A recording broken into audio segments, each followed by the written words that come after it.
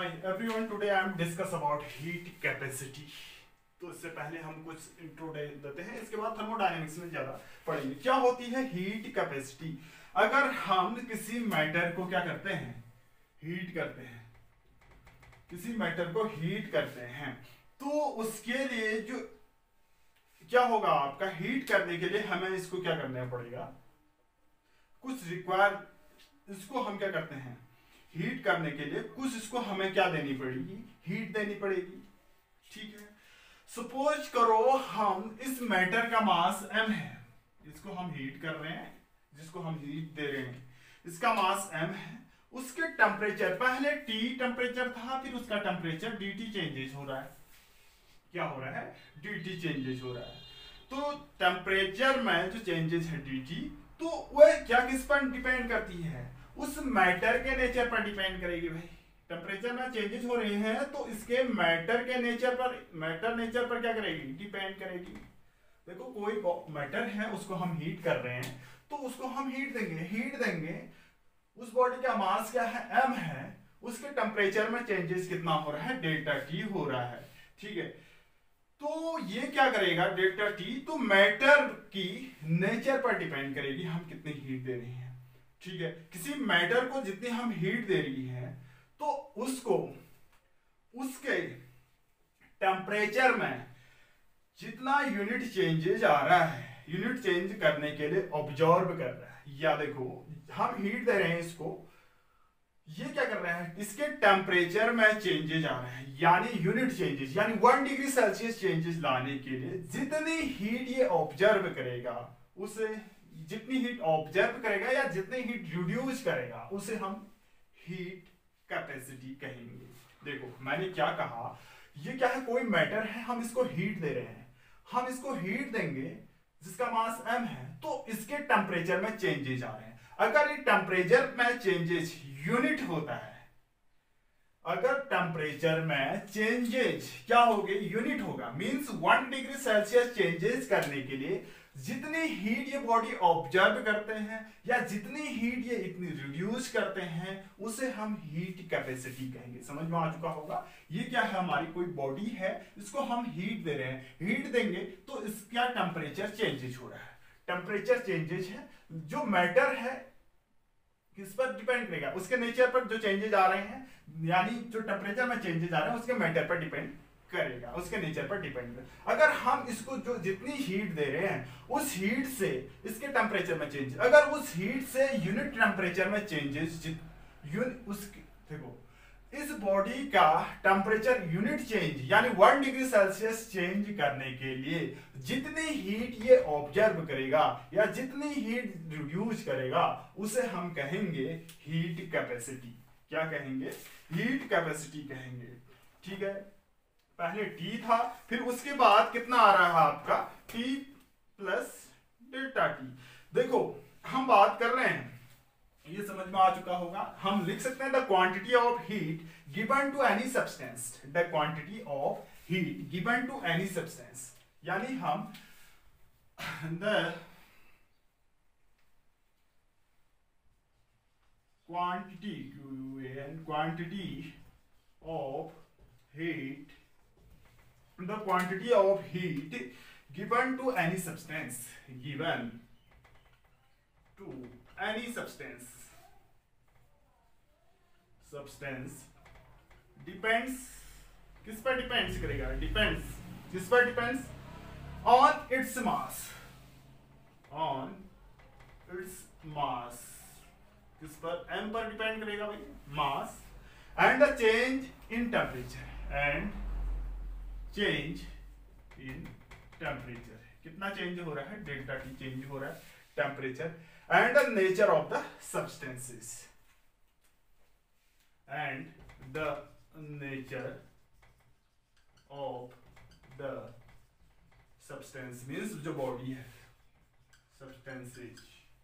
ठीक है, हीट हम दे रहे हैं तो which is being warmed to change the temperature and given quantity is heat observed, या तो वो हीट ऑब्जर्व करेगा या रिजेक्ट करेगा, which characterized by quantity is known as heat capacity। क्या कहा, ये तो है आपका the quantity of heat given to any substance देते हैं, तो वो किस पर डिपेंड कर रहा है, मास पर डिपेंड कर रहा है, चेंज इन टेम्परेचर पर डिपेंड कर रहा है, या किस पर, the nature of the substance, जो हीट वार्म हो रही है उस पर डिपेंड कर रहा है, कितना गर्म हो रहा है। ठीक है, तो given quantity of heat is क्या होती है, जो हीट दे रहे हो या तो ऑब्जर्व होगी या रिजेक्ट होगी।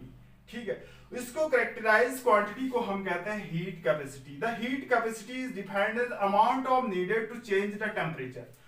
देखो general, the heat capacity is defined, the heat capacity is defined as amount of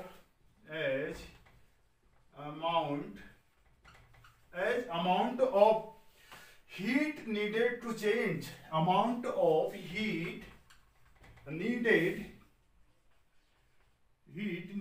to change, यानी चेंज करने के लिए heat needed to change the temperature by unity, change the temperature by unity means over 1 degree Celsius change करने में, तो it is denoted by S, इसको हम capital S से डिनोट करते हैं।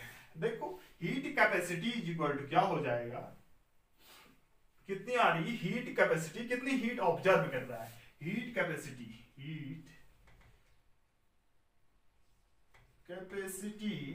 इज इक्वल टू, ये क्या लिख सकते हैं हम, हीट क्या कर रहा है, heat observed over reject by the body, heat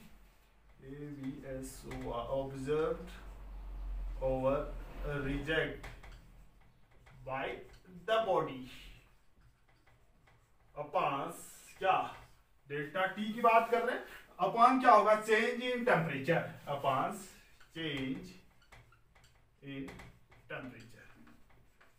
देखो हीट कैपेसिटी को हमने S से डिनोट किया है, ये S क्या होगा, S इज इक्वल टू हो जाएगा हीट ऑब्जर्व कितना कर रहा है, सपोज हम ये डेल्टा क्यू ऑब्जर्व कर रहा है, अपॉन चेंजेस कितना है, डेल्टा टी है। ये तो है आपका हीट कैपेसिटी। इसकी यूनिट क्या हो जाएगी, देखो यूनिट पर जाते हैं, यूनिट क्या हो जाएगी इसकी यूनिट, देखो इसकी यूनिट होती है, हीट की होती है जूल, और इसकी यूनिट क्या होगी आपकी केल्विन, जूल पर केल्विन क्या होगी इसकी यूनिट होगी। देखो इसकी जूल होती है जूल पर केल्विन, और इसका डायमेंशनल फॉर्मूला पर जाते हैं, देखो Ml2T-2 ये होती है आपकी, इसका डायमेंशनल फॉर्मूला क्या होगा, Q का डायमेंशनल फॉर्मूला होता है Mla2T-2, और टेम्परेचर का होता है K, इसको ऊपर लेके जाएंगे तो क्या होगा Ml2T-2, और ये क्या होगा K-1, ये डायमेंशनल फॉर्मूला होता है हीट कैपेसिटी। कितनी हीट रिजेक्ट हो रही है, उसका टेम्परेचर 1 डिग्री सेल्सियस, यानी किसी बॉडी का हीट कैपेसिटी हम कैसे डिफाइन कर सकते हैं, उस बॉडी का टेम्परेचर 1 डिग्री सेल्सियस बढ़ाने, यानी 1 डिग्री सेल्सियस बढ़ाने या घटाने में कितनी हीट रिजेक्ट या ऑब्जर्व होते हैं, कि कितना उसे हम कहते हैं heat capacity. It is denoted by A, mass of the water having same heat capacity as given body called water equivalent of the body. The unit of water equivalent क्या होगा, यही होगा ग्राम। ठीक है, ये तो है आपका हीट कैपेसिटी। अब इसके बाद आता है specific heat capacity. Specific heat capacity, देखो स्पेसिफिक क्यों है, specific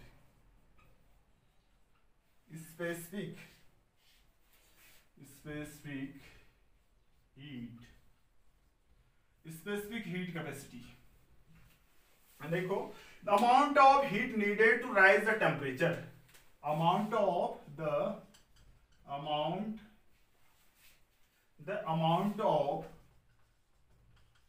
heat needed to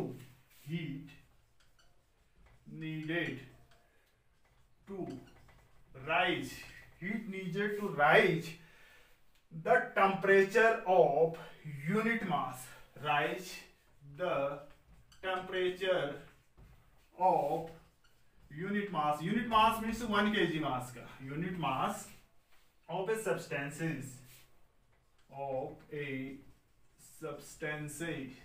of a substance by unity is known as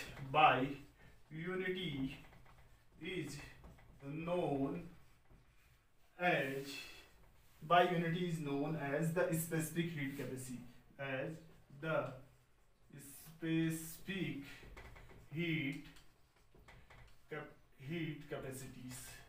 capacity, या इसको हम कहते हैं जनरल स्पेसिफिक हीट और स्पेसिफिक हीट भी कहेंगे।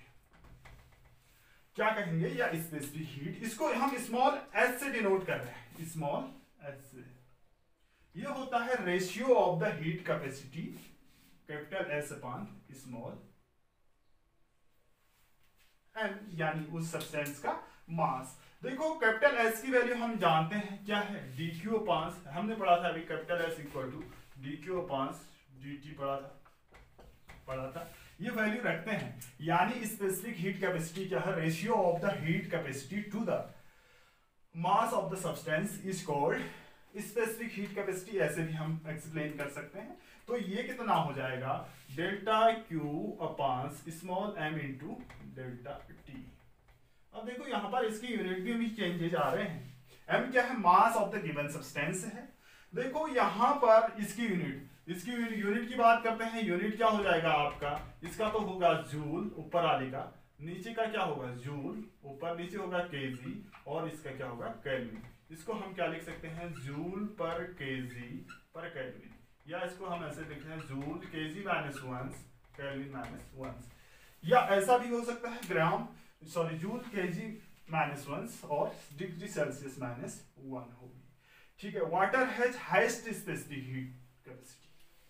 देखो अब वाटर की क्या होती है, सबसे ज्यादा होती है, water has highest small S specific heat capacity होती है। ये कितनी होती है, 4.18। ये होती है आपकी 4.18 into 10 to the power 3 joule KG minus 1 degree Celsius minus 1। इसकी जगह हम डिग्री सेल्सियस भी लिख सकते हैं। ठीक है। ये तो है हमारी क्या, स्पेसिफिक हीट कैपेसिटी। इसमें एक टर्म और आता है, क्या आता है, molar specific heat capacity. Molar, देखिए छोटे छोटे टर्म्स हैं। Molar specific heat capacity, molar specific heat capacity, molar specific heat capacity, the amount of heat needed, लिखना पड़ेगा, the amount of heat needed, the amount of heat needed to raise the temperature, यानी ऐसी heat जिसका temperature बढ़ाने के लिए, किसका, 1 mole gas का टेम्परेचर 1 डिग्री सेल्सियस तक बढ़ाने के लिए, temperature of 1 mole gas, 1 mole of substance means यहाँ पर गैस की बात होगी, सब्सटेंस यानी gas, by unity 1 degree Celsius means by unity is known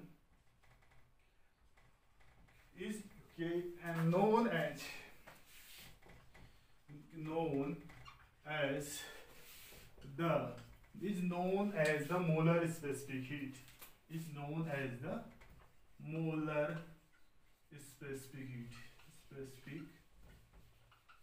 heat, इसे कहते हैं मोलर स्पेसिफिक हीट। देखो अब ये होता क्या है, इसकी यूनिट देखो, जो मोलर स्पेसिफिक हीट होगी C इक्वल टू क्या होगा, इसे C से डिनोट करेंगे, ये क्या होगा, हीट कैपेसिटी अपान क्या होगा, mu, number of moles, mu क्या होगा, नंबर ऑफ मोल्स होगा, नंबर ऑफ मोल्स की बात कर रहा हूं।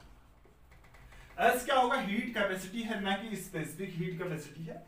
देखो ये क्या लिख सकते हैं हम, एस को हम डेल्टा क्यू अपान डेल्टा टी लिख सकते हैं, डेल्टा क्यू अपान delta T into mu, mu क्या है, नंबर ऑफ मोल्स। अब इसकी यूनिट की बात कर रहे हैं, इसकी यूनिट क्या होगी, इसकी यूनिट होगी जूल पर मोल। देखो इसकी यूनिट होती है जूल, इसकी मोल केल्विन, तो ये क्या होगा जूल पर मोल केल्विन, या जूल मोल -1 केल्विन -1, या जूल मोल -1 डिग्री सेल्सियस -1 क्या होगी, इसकी यूनिट होगी। ये क्या कहलाएगी, आपकी मोलर स्पेसिफिक हीट कहलाएगी।